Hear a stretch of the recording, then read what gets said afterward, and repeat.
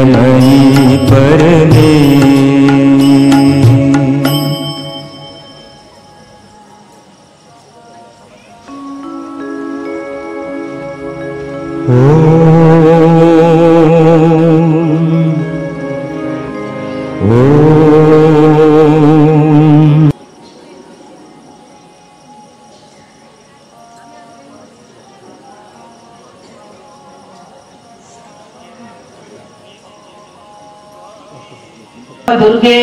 स्वार्थ भय क्षुद्राशयते प्रियमण भारत आम्भ मानकु महत्तर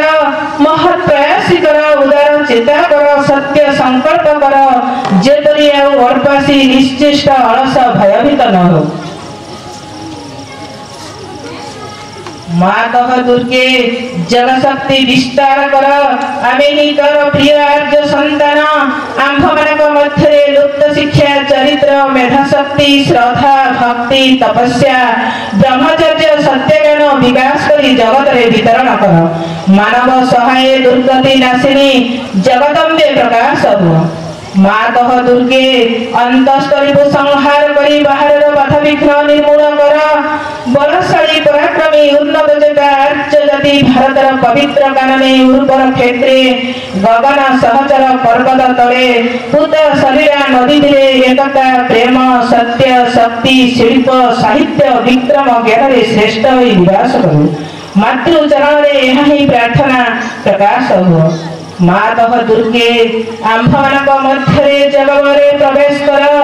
आंभ्यरे होइउठु तर यंत्र अशुभ विनाशी तरवारी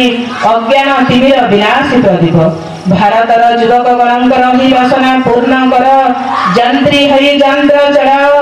अशुभ मंत्री हई तरवारी घुराओ ज्ञान दीप्ति प्रकाशिनी हई प्रदीप धर प्रकाश हो मातः दुर्गे तते पाइलाउ विसर्जन करिबु नाही श्रद्धा भक्ति प्रेम डरे बांधि रखिबु आस मातः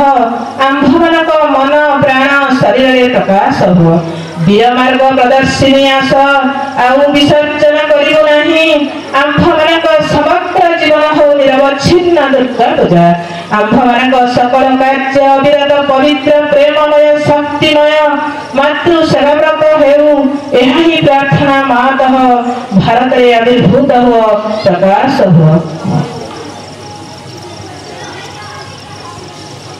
सकल भय संकट एवं सर्वनाश विरुद्ध एक बचावृत होई चलिबाकु चाहो तेबे केवल दुईटी जिनिस प्रयोजन से दुईटी सर्वदा एक संगे रहे प्रथमटी है माँ भगवती करुणा और द्वितीयटी है तुम आड़ू श्रद्धा निष्ठा समर्पण गठित तुमर अंतकरण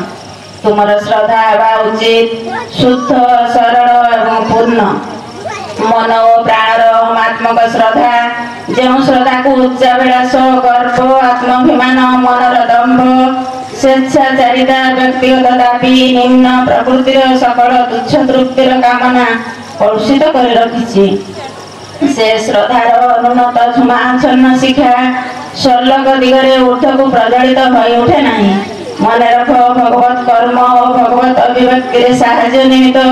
तुमको तुमर जीवन दिया होइछि आउ किछि आकांक्षा कर नहीं केवल दिव्य चेतनार विशुद्धि शक्ति ज्योति प्रसारता प्रशांति आनंद सकाशे आकांक्षा कर जेपरिक से चेतना तुम मन प्राण देह को रूपांतरित और सर्वांग सुंदर करी गढ़िबा निमित्त सचेत सचेष्ट हो उठिब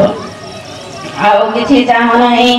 केवल पृथ्वी उपरे तुम मध्य जो माने अधिकार पाइछंती जो मानक ग्रहण करा होइछि सेमानक मध्य भागवत आध्यात्मिक अति मानस सत्य और ताहार वास्तव सिद्धि को चाह एवं चाह से अवस्था और व्यवस्था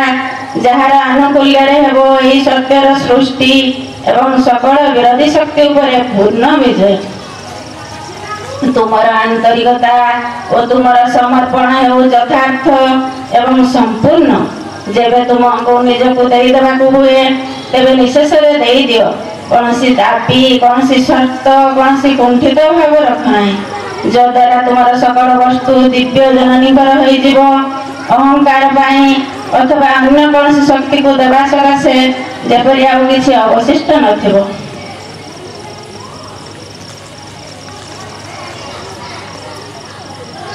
तुमर श्रद्धा तुमर आंतरिकता और समर्पण जेते पूर्णतर हेबो